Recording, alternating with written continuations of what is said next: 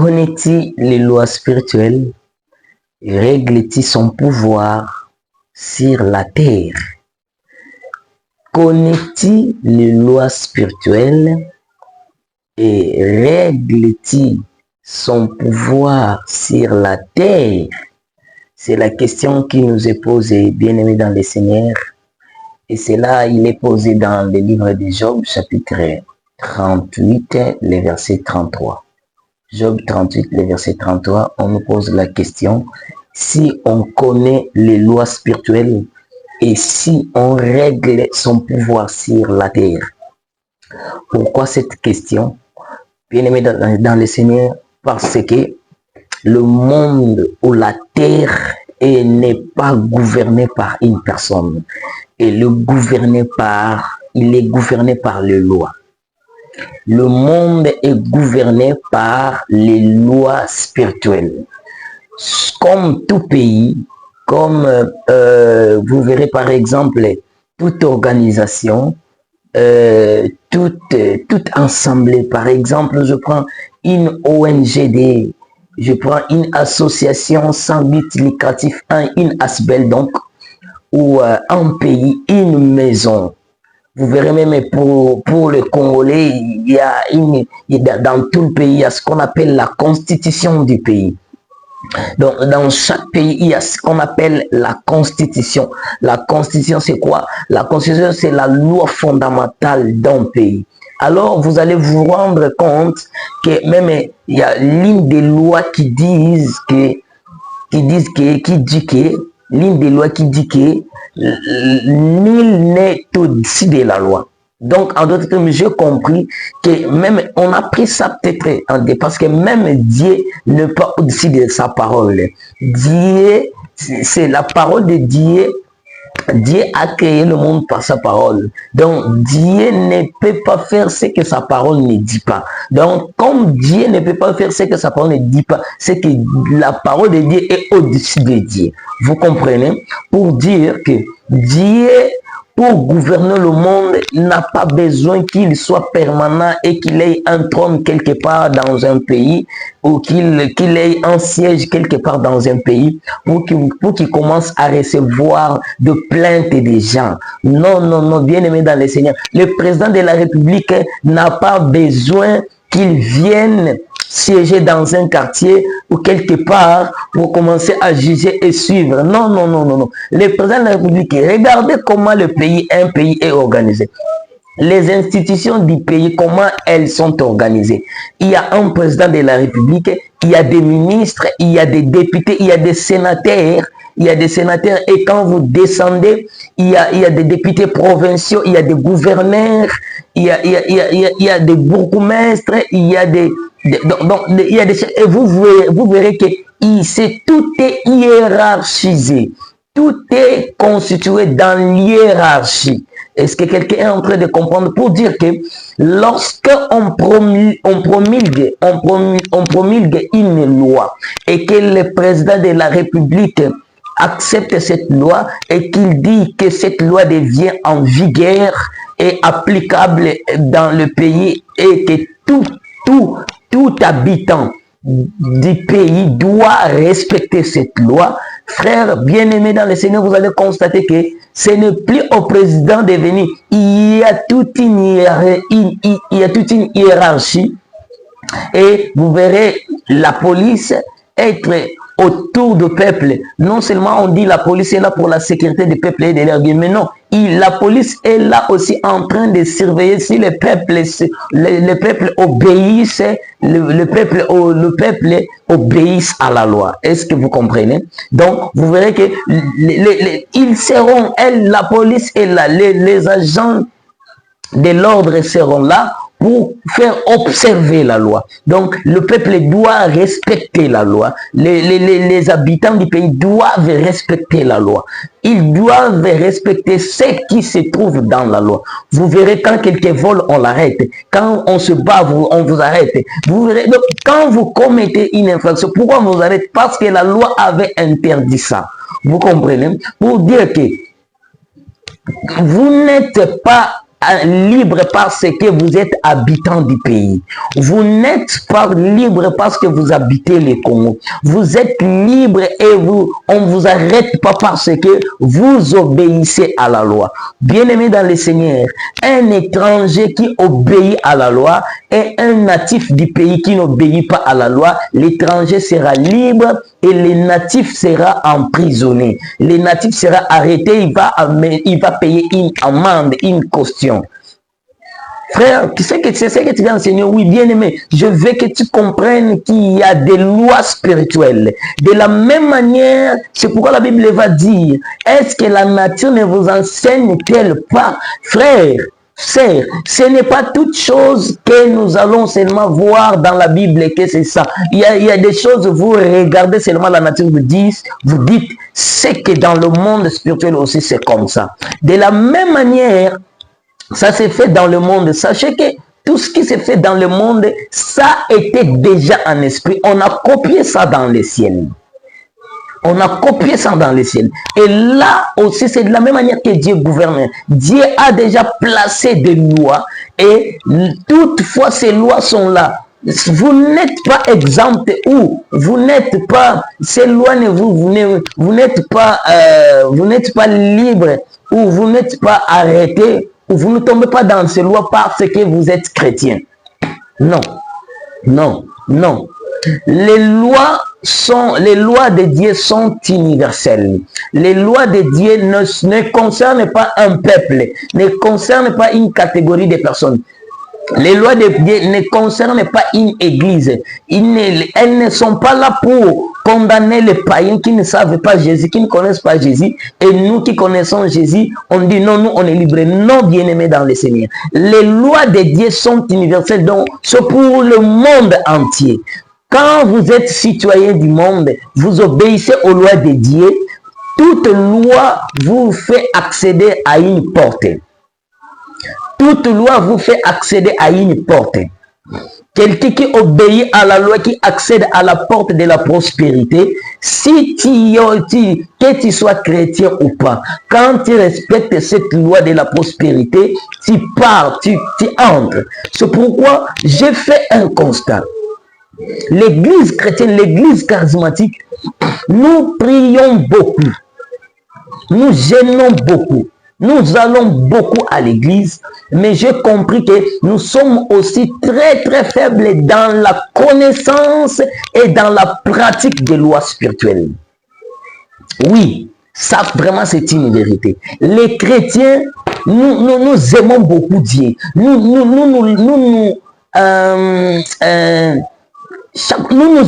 moquons de ce qui ne viennent pas à l'église. Nous disons, voilà cette église. L'église là des musulmans. L'église là, ils invoquent un homme. L'église là. Les chrétiens, nous sommes là seulement pour chercher où c'est mauvais, où ce n'est pas bien, où est-ce qu'on ne prie pas comme nous.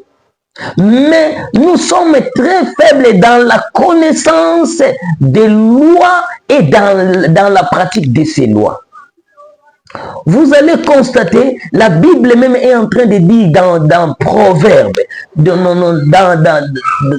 c'est pas dans Proverbe, je crois dans la Bible dit, Osée dit, mon peuple est détruit parce qu'il lui manque la connaissance. C'est Dieu qui est en train de dire mon peuple. Il ne dit pas le monde, il dit mon peuple. Cela veut dire ceux qui ont accepté Jésus-Christ comme Seigneur et Sauveur, mais sont détruits. Frères et sœurs, ta destruction ne dépend pas de tes prières. Non, tu ne vis pas sur terre, tu n'es pas vivant. Ou tu ne vas pas vivre longtemps parce que tu vas à l'église chaque jour. Non, parce que tu connais ce qui tue et tu évites ça. Est-ce que quelqu'un est en train de me comprendre? Tu ne vas pas entrer dans la richesse, tu ne vas pas te marier, tu ne vas pas prospérer dans tes affaires parce que tu pries, tu dis, Seigneur, tu as dit que je souhaite que tu prospères. Ce n'est pourquoi je ne prospère pas. Non, ça c'est sa parole. Maintenant, pour avoir la prospérité, il faut connaître ce qui fait prospérer et ce qui bloque la prospérité. Si toi, tu sais seulement ce qui fait prospérer et tu ne sais pas ce qui peut te retenir et te retourner derrière, tu vas encore retourner. J'espère que quelqu'un est en train de comprendre ce que je suis en train de dire. Qu'est-ce que je m'aurais dit? Donc, nous devons faire l'effort de connaître les lois, de connaître les lois et de les pratiquer. C'est pourquoi on nous a dit dans le livre qu'on vient de lire de Job, chapitre 38, le verset 33. On nous dit, connaît-il les lois du ciel et règle-t-il son pouvoir sur terre? Ça veut dire qu'il faut connaître d'abord les lois du ciel et faire quoi? Régler son pouvoir sur terre. Et vous allez voir des musulmans qui connaissent ces lois, qui ne sont pas chrétiens, mais ils dominent, ils sont riches. Des Indiens, ils sont partout en RDC. Ils sont partout. Ils ont des magasins, même dépasser même les propriétaires de terres. Les expatriés viennent dominer. Nous sommes là seulement à prier, mais on ne comprend pas et on ne pratique pas les lois spirituelles. Et vous allez vous rendre compte que même les plus riches du monde n'est pas un chrétien. Mais nous, notre Dieu dit, l'or et l'argent m'appartiennent.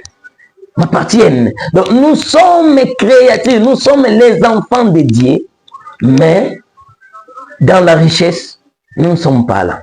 Nous sommes fils d'Abraham, descendants d'Abraham. Mais Abraham, notre père, était riche. Mais pourquoi pas nous? Pourquoi pas les chrétiens? Alors, je compris que le grand problème, c'était l'ignorance des lois spirituelles et le manque de pratique de ces lois.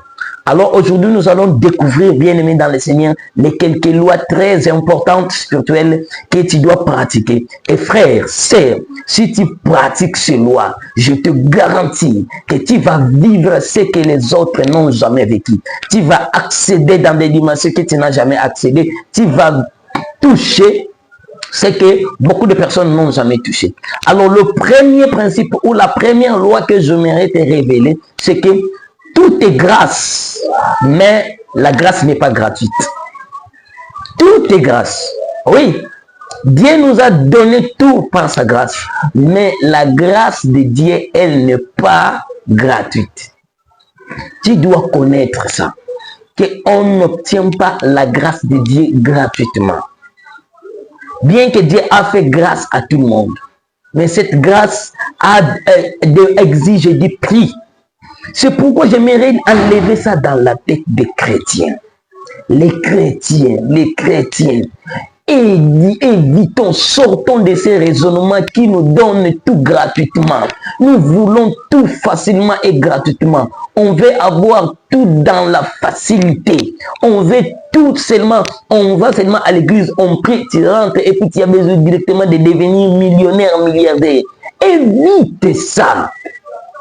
Rien n'est gratuit, Tout a du prix. Tout, je dis, tout ce que tu as besoin, tout ce que Dieu te promet a du prix pour l'avoir. Est-ce que quelqu'un me comprend? Alors, ce que tu dois comprendre, un autre principe, une autre loi que tu dois connaître, c'est que nous sommes sauvés au moyen de la foi, qui est un don gratuit. La foi, c'est un don gratuit. On nous a donné la foi gratuitement. Nous sommes sauvés gratuitement. Le salut est gratuit. Personne sur terre va dire que c'est moi qui ai prié pour que Jésus vienne. Personne ne va dire c'est moi qui ai gêné, c'est moi qui suis allé au ciel. Aucun, même tous les ouins, les grands prophètes, les grands bishops, les grands pasteurs qui sont passés, personne ne va dire je suis monté au ciel et j'ai dit à Dieu envoie-nous Jésus. Non.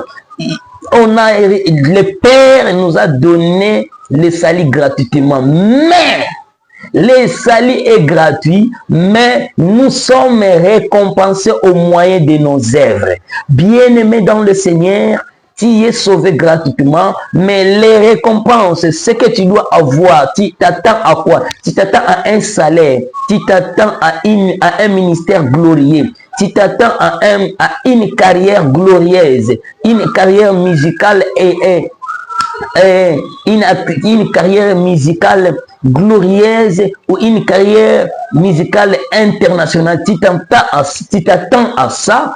Sache-le très bien, mon frère, ma sœur, que nous sommes récompensés au moyen de nos œuvres. C'est ce que tu fais qui va te payer. Ce que tu fais, ce qui va te rendre heureux. C'est pourquoi Dieu est en train de dire que tu ne travailles pas, tu ne travailles pas, tu ne manges pas non plus. Et quelque part dans la Bible dit, c'est l'œuvre de tes mains qui te bénira. Alors si dans tes mains il n'y a pas d'œuvre, c'est que tu resteras comme ça. Oui, alors, ce que je vais encore dire, un autre principe, il n'y a pas de vie sans au préalable qu'il y ait une mort. Toute vie que tu vois aujourd'hui, c'était une mort hier. Même moi, quand je suis vivant comme ça, c'était une semence qui était morte, qui a donné vie à moi. Quelqu'un est en train de comprendre? Tout arbre que tu vois monter, il y avait une graine qu'on avait semée qui était morte, qui a donné naissance. Ça, c'est un principe spirituel. C'est une loi très, très importante. J'aime cette loi. C'est que tu as besoin de donner naissance à un enfant, à un mariage. Tu as besoin de donner naissance à un grand travail. Il y a quelque chose qui doit mourir. Oh, quelqu'un est en train de me comprendre. Même Dieu, par son amour, bien qu'il a tant aimé le monde, comme il dit dans Jean chapitre Jean 3, 16. Il dit, j'ai tant aimé le monde, mais il ne pouvait pas sauver le monde par une parole. Bien aimé, c'est une loi spirituelle. Pratique là, tu gagnes. Tu pratiques pas, tu restes là. Seigneur, tu as tellement aimé le monde. C'est toi le créateur du monde. Tu peux seulement dire, bon, je vous sauve. Non, ça ne marche pas comme ça. Seigneur, mais c'est toi le créateur. Pourquoi tu ne peux pas directement nous sauver? Il dit, non. Ça ne se passe pas comme ça. Il a dit, il a donné son fils unique. En d'autres termes, les choses grandes appellent aussi les plus grandes. Dieu a donné le fils unique parce que personne ne pouvait donner un fils unique pour recondamner le monde. Le sacrifice du fils unique, le sang de Jésus, il n'y a pas quelqu'un qui a encore ce sang. Donc, personne ne peut plus condamner le monde à cause de ces sacrifices. Je voudrais dire à une personne, certaines souffrances que nous vivons dans nos familles, il y a des sacrifices énormes qui ont été faits, il y a des morts qui ont été faits, il y a des sacrifices qu'on a donnés et vous voyez, c'est difficile de vivre encore dans votre vie.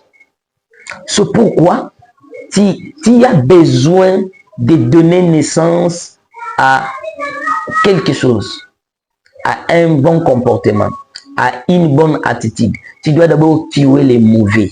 Tu dois tuer quelque chose pour donner naissance à quelque chose. L'argent doit mourir, les offrandes doivent partir, les dîmes doivent partir pour avoir un bon salaire. Tu as besoin d'être prospère financièrement, tu dois s'aimer des hôtels financiers.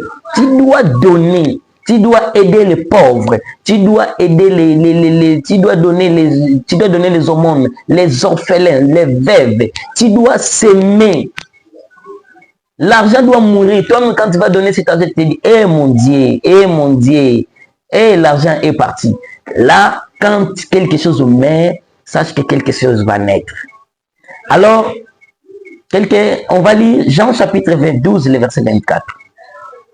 La Bible dit ceci, en vérité, je vous l'ai dit. Là, c'est Jésus qui parle. Jésus dit, en vérité, je vous l'ai dit, si le grain de blé qui est tombé en terre ne meurt, il reste seul.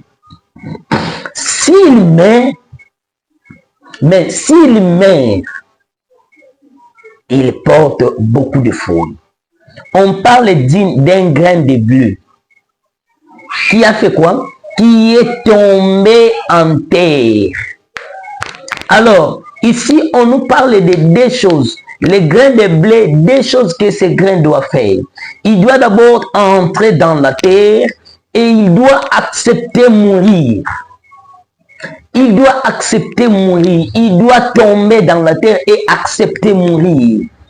Mais si il ne meurt pas, s'il dit moi je ne vais pas mourir, ce grain restera seul. Il va rester seul. Là c'est Jésus qui est en train de dire, bien aimé, Jésus, ce que j'aime chez Jésus, c'est que Jésus était sincère, véridique.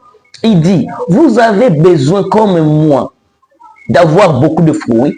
Vous devrez entrer dans la terre et mourir. Est-ce que vous comprenez?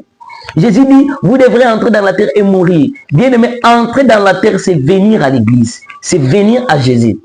Accepter Jésus-Christ comme Seigneur et Sauveur, c'est quelqu'un qui s'est dit, j'entre en terre. Mais mourir, c'est abandonner une vie que tu avais hier. Tout ce que la Bible ne veut pas, tout ce que Dieu t'interdit, tout ce que Dieu t'interdit, tu dois accepter de le faire mourir. Si tu ne tues pas, si tu ne tues pas quelque chose qui t'empêche de te reproduire, sache que tu resteras comme ça. Bien aimé, toi, ta bouche là, il suffit seulement qu'on vienne te dire, on se moquait de toi, tu vas t'énerver, tu vas te battre. Toi, tu es toujours rancunier. Tu as toujours l'esprit de rancune ne te quitte pas. L'esprit de dispute ne te quitte pas. L'esprit de vol ne te quitte pas. Tu ne veux pas abandonner l'impudicité. Tu ne veux pas tuer ça. Tu ne veux pas tuer l'escroquerie. Tu es une fille, tu n'es pas encore mariée, mais tu es en train d'escroquer l'argent des maris. Tu promets combien de mariages, combien de garçons, combien de jeunes garçons t'ont proposé et tu as accepté, et tu acceptes leurs avoirs, leur argent, leurs cadeaux. Et quand, toutefois que tu ne veux pas tuer ça, sache que ça ne va pas donner naissance à un mariage erré. Tu as besoin d'argent. Tu as besoin d'avoir un travail, mais le petit travail que tu as là, tu es voleur. Tu es en train de voler, tu es en train d'augmenter les prix. Bien aimé dans le Seigneur, sache que toutefois quand tu ne veux pas tuer quelque chose, rien ne va naître. C'est un grand principe. C'est pourquoi il fallait que Jésus meure pour que nous ayons la vie. Si Jésus n'était pas mort, nous on serait toujours mort. Parce qu'on était condamnés dans la mort. Amen. Alors, un autre principe que j'aimerais partager, bon, je vais partir rapidement. La grâce de Dieu. L'amour de Dieu. Je vais commencer par l'amour de Dieu est gratuit, mais la grâce de Dieu est conditionnée. L'amour de Dieu est gratuit, mais la grâce de Dieu est conditionnée. Dieu nous a aimés. Dieu ne nous a pas aimés parce qu'on lui a dit, Seigneur, aime-nous. Non. Dieu ne t'aime pas parce que tu chantes, parce que tu dis Seigneur, ton amour, Seigneur, je vais t'aimer, je vais t'aimer. Non, Dieu n'a pas commencé à t'aimer parce que tu es sorti du ventre de ta mère. Dieu nous a aimés avant même que nous disons qu'on l'aime. Et d'ailleurs, ce n'est pas parce que tu vas dire à Dieu que je t'aime et que Dieu va t'aimer. Que tu ne le dises ou pas, Dieu va toujours t'aimer. La Bible dit, il nous a aimés avant la fondation du monde. L'amour de Dieu ne change pas. L'amour de Dieu ne baisse pas. L'amour de Dieu n'augmente pas. Il est constant. C'est ce que j'aime chez Dieu. Dieu, même quand il pêche, comment il t'aime du même amour. Le péché va te faire priver de tes bénédictions. Sinon, Dieu t'aime toujours. Dieu ne change pas la nature. D'ailleurs, vous allez voir qu'il a tant aimé le monde. Il n'a pas aimé l'église. Dieu a aimé le monde. Donc, et les pécheurs, et les tueurs, et les idolâtres, et ceux qui s'appellent les dieux, qui se disent opposants de Dieu. Dieu les aime du même amour. Mais la grâce de Dieu, elle est conditionnée. La grâce de Dieu est conditionnée. La grâce est offerte à tous, mais elle demande la foi, l'humilité, la repentance. Tu as besoin de vivre la grâce de Dieu, il faut avoir la foi en cette grâce, il faut avoir l'humilité et il faut avoir la repentance. Il faut se repentir de ses péchés. Là, vous pouvez lire ça dans Jacques chapitre 4, verset 6 ou bien 1 Pierre 5, 5. Alors, ce que je vais encore te donner comme un principe, comme loi, tu refuses de tuer Isaac, tu te prives de l'obtention de la multitude des nations. Ici, je suis en train de parler à Isaac, à Abraham, pardon. Dieu dit à Abraham, Abraham, viens m'offrir ton fils Isaac. Ah, Seigneur, le fils que tu m'as donné dans la vieillesse est l'unique fils. Dieu, tu m'as promis depuis très longtemps et aujourd'hui tu réalises. Et les mêmes garçons, tu me les demandes encore, Seigneur, pourquoi? Bien-aimé, souvent Dieu va te demander des choses incroyables à abandonner. Dieu ne te demandera jamais d'abandonner des choses qui ne te feront pas mal. Dieu va toujours te demander d'abandonner des choses qui te feront mal. Des fois, Dieu va te demander une offrande qui va te toucher au cœur. Des fois, Dieu va te demander un sacrifice qui va vraiment te dire, Seigneur, est-ce que vraiment c'est toi qui as demandé? Bien-aimé, tout sacrifice, tout don que tu fais où tu as mal au cœur, sache-le très bien que ça va t'amener des choses glorieuses. Non, je crois certainement que Abraham avait murmuré, avait dit à Dieu. Pourquoi? Parce qu'Abraham n'a jamais dit cette histoire à Sarah. Je comprends qu'Abraham avait dit, ah Seigneur, non, parce que je t'aime, je vais quand même te donner. Et Abraham a dit, ah Seigneur, je vais quand même te donner. Je vais te donner l'enfant, le fils unique que tu m'as donné. Bien-aimé, si tu refuses de donner Isaac, sache que Dieu va te priver de la multitude. Il y a des choses que Dieu demande, il ne veut pas voir qu'on lui donne, mais il veut voir qu'on lui obéit. Donc, beaucoup de choses que Dieu demande, il ne voit pas, même si tu as donné ça par des hésitations. Non, le premier de Dieu, ce n'est pas parce que tu as hésité. Le premier de Dieu, c'est que tu as obéi. C'était ça le grand problème. Frères et sœurs, sois obéissante ma sœur, sois obéissant mon frère. Qu'est-ce que Dieu t'a dit d'abandonner? Abandonne-les. Si tu ne veux pas abandonner Isaac, si tu ne veux pas lui donner Isaac, sache qu'il ne va pas te donner la multitude des nations. Dieu avait promis à Abraham le Canaan. Même le jour où Abraham a obéi à Dieu en lui offrant Isaac, Dieu a changé. Il dit, bon, ce n'est plus Canaan, maintenant toutes les nations de la terre seront bénies en toi. Amen. Wow.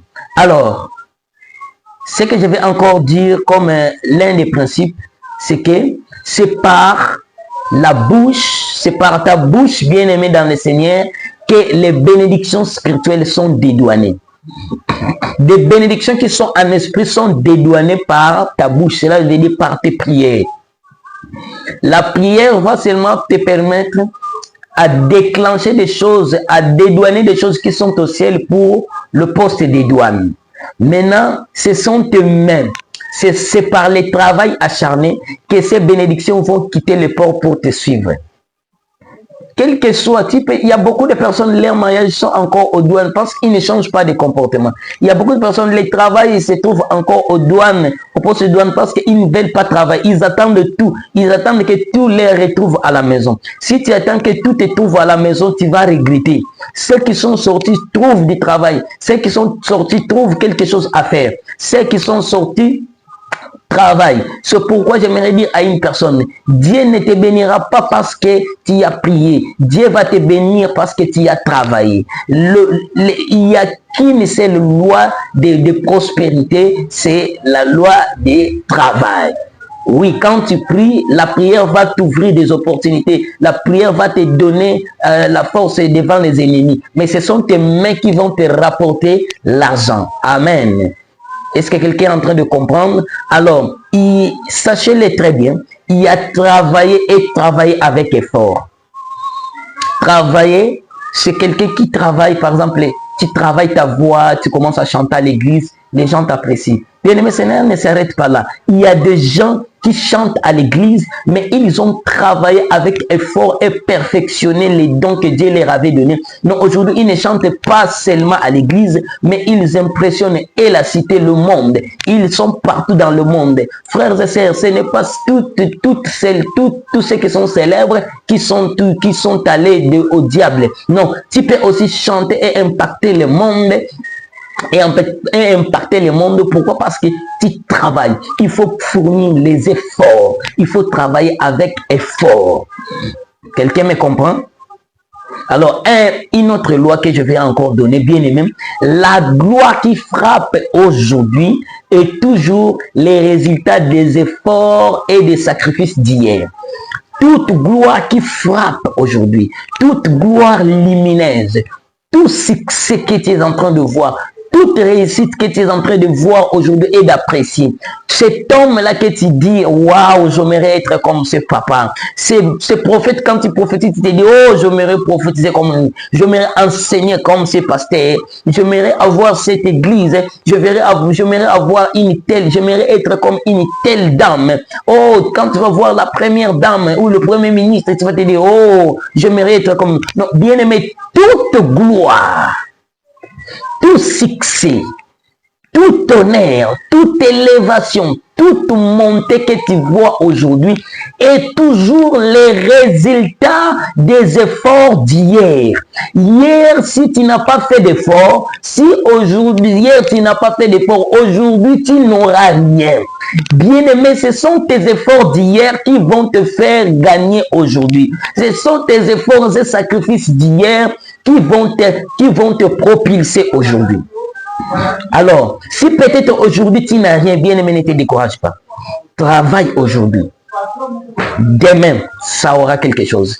Le futur ne se prépare pas au futur. Le futur se prépare au présent. Alors, si par exemple aujourd'hui tu te sens vide, il est possible de te décider après cette vidéo, te dire donc, je vais commencer à travailler, dire, pour que moi aussi, j'aie la gloire demain. Une gloire, bien aimé, une gloire accidentée n'existe pas.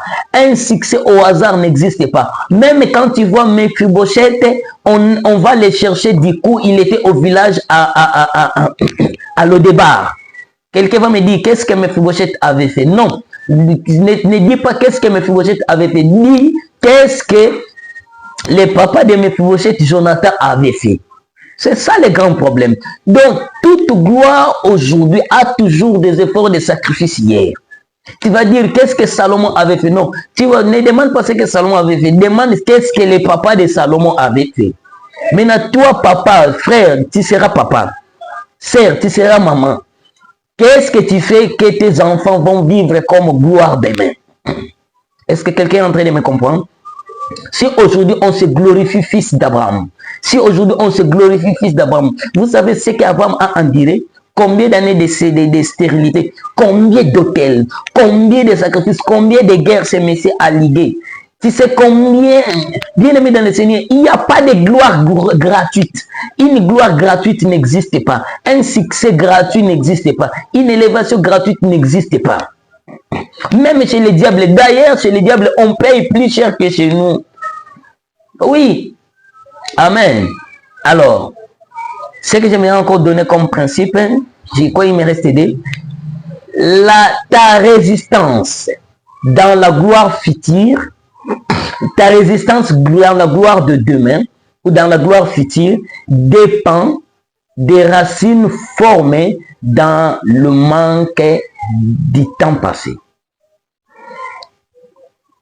Tu vas résister dans la gloire future. Tu veux résister dans la gloire future. Quand tu auras la gloire, tu ne veux pas tomber. Quand tu auras la gloire, tu ne veux pas revenir en arrière. Bien-aimé dans le Seigneur, la résistance, ça se prépare. Si tu veux résister demain quand tu auras des succès, il faut que ça dépend des racines que tu es en train d'acquérir pendant que tu n'as rien. Pendant que tu n'as rien, c'est le temps d'aller chercher Dieu. Pendant que tu n'as rien, c'est le temps d'aller dans les retraites. C'est quand tu n'as rien, c'est le temps de jeûner, de prier. C'est le temps de chercher Dieu. Bien aimé, il ne faut pas seulement chercher Dieu et entrer en jeûne parce qu'à la sortie, tu as besoin de les rencontrer. Il y a des prières que tu vas faire. Tu ne vas rien voir. C'est toi qui ne vois rien. Spirituellement, quelque chose se fait. Bien aimé, il n'y a aucun acte spirituel ne se passe sans réaction. Le ciel réagit toujours, même quand on n'est pas au courant de la réaction. La réaction existe et elle est là. Est-ce que quelqu'un est en train de me comprendre? Donc pour dire que toute personne, c'est pourquoi vous allez voir beaucoup de personnes sont élevées, mais au sommet, à la sommité, ils ne résistent pas.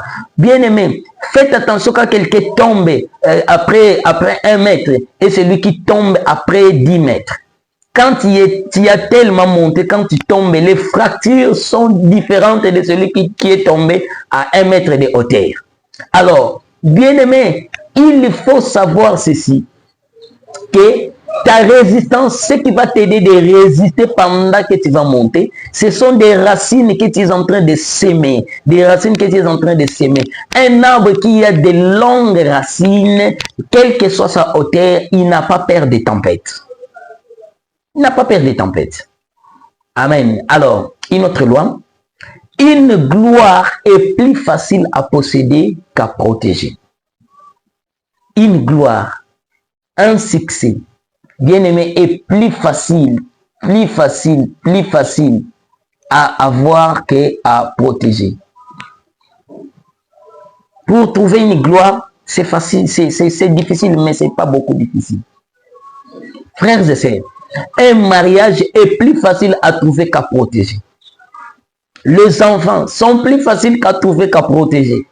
L'argent est plus facile à trouver qu'à protéger.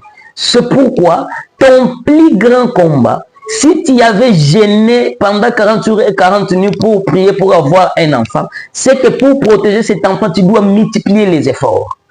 Frères et sœurs dans le Seigneur, n'oubliez pas ces choses, que le succès ou la bénédiction, le plus grand combat dans une bénédiction, c'est la protection de la bénédiction, pas l'acquisition. Apprends à protéger ce qui vient de Dieu. Apprends à protéger ce qui vient de Dieu. Pourquoi? Parce que ce qu'on perd, ce qui vient de Dieu et qu'on perd, n'aura pas toujours la même valeur avec ce que tu vas retrouver encore. Frères et sœurs dans le Seigneur, écoutez-moi vraiment, écoutez-moi bien aimé. Dieu va te bénir, Dieu va changer ton nom, Dieu va te bénir. Mais ce que Dieu va t'accorder comme bénédiction, et si tu essayais de la perdre ou de le perdre, tu peux encore retrouver quelque chose, une autre chose, mais ça n'aura pas la même valeur. Pourquoi?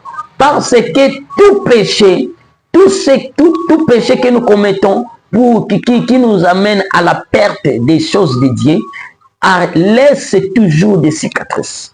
Dieu va te pardonner, mais les conséquences des péchés, on ne les pardonne pas.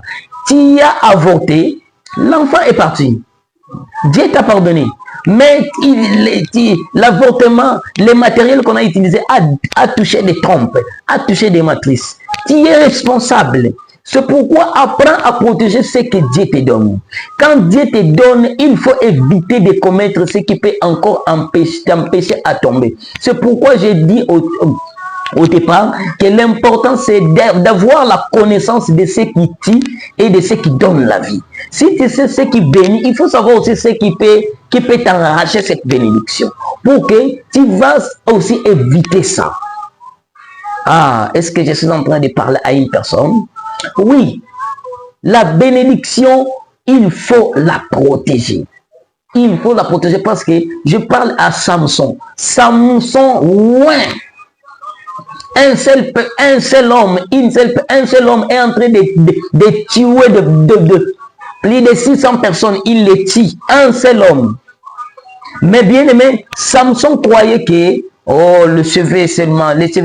Le jour où il a livré son secret, on l'a coupé les cheveux, on lui a trouvé les yeux, Samson, les cheveux ont repoussé, mais les yeux ne sont pas retournés comme au départ.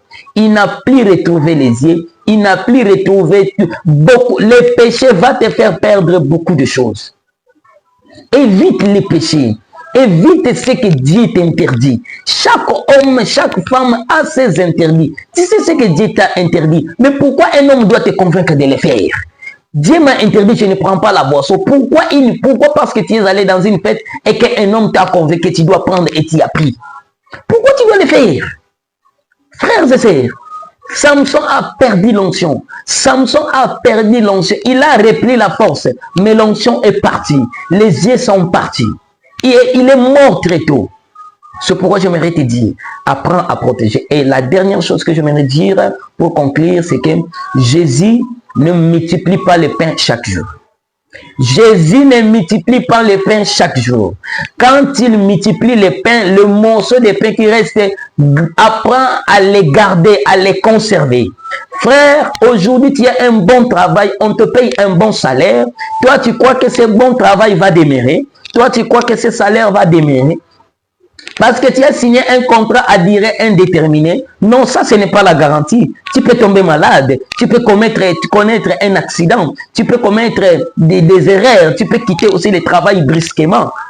Frère, tu as un bon salaire. Madame, ma soeur, tu as un bon salaire. C'est en ce moment-là que tu veux t'acheter tous les habits du monde. Tu veux aller partout dans le monde. Tu veux coucher avec toutes les femmes. Tu veux coucher avec tous les hommes parce que tu as des moyens. Bien-aimé dans le Seigneur, c'est une erreur. Jésus ne va pas multiplier les pains chaque jour. Jésus ne va pas multiplier les pains chaque jour. Quand il te donne l'opportunité de te donner des pains, apprends à les protéger, apprends à les garder, apprends à les sécuriser. Que Dieu vous bénisse. Merci.